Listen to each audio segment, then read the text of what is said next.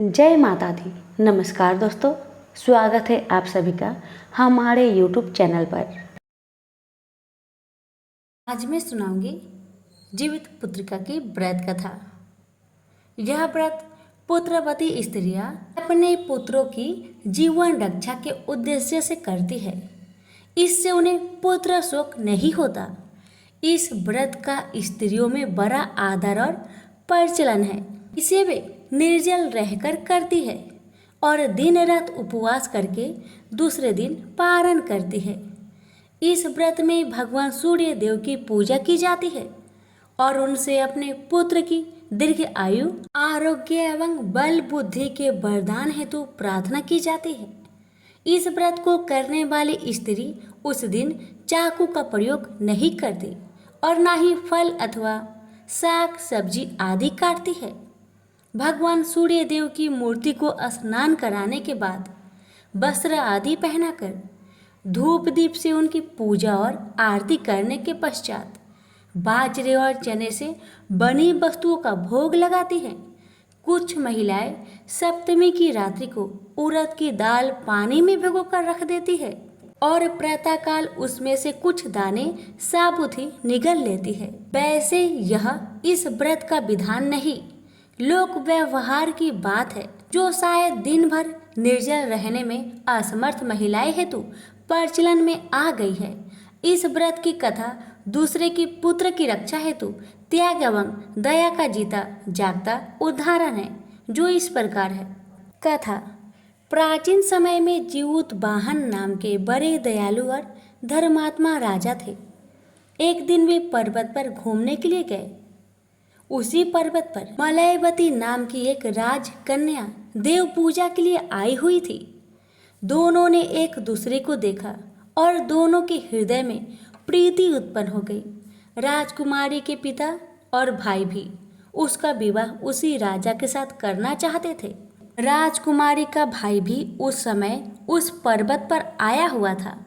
उसने उन दोनों का परस्पर दर्शन देख लिया। राजकुमारी अपने भाई के साथ चली गई। जीमूतवाहन पर्वत पर भ्रमण कर रहे थे। अचानक उन्होंने किसी के रोने की आवाज़ सुनी। वे उसी आवाज़ की ओर चल पड़े।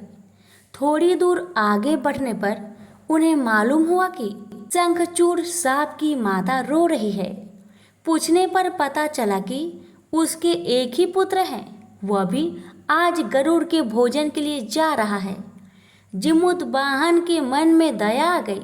वे स्वयं उस स्थान पर जाकर लेट गए जो गरुड़ के भोजन के लिए नियत था।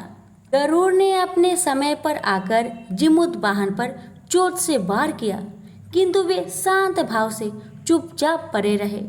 गरुड़ को बहुत आश्चर्य हुआ और वह सोचने लगा कि आज यह कौन पड़ा है।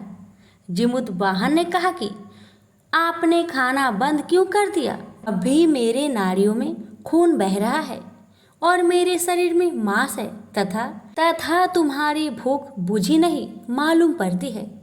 राजा जीमूतवाहन को पहचान कर गरुड़ को बहुत पश्चाताप हुआ।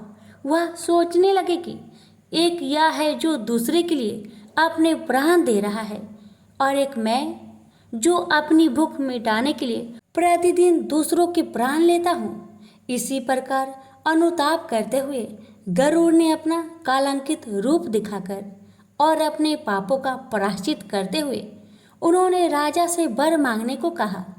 राजा ने कहा कि यदि आप प्रसन्न हैं तो आज तक आपने जितने सांप मारे हैं उन सबको जीवित कर दीजिए और आज से सांपों को न मारने की प्रतिज्ञा कीजिए।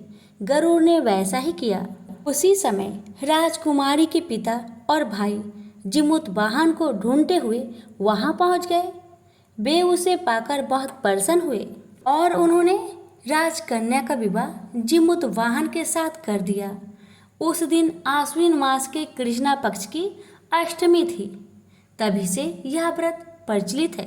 इनसे बोलिए जीमूतवाहन की जय।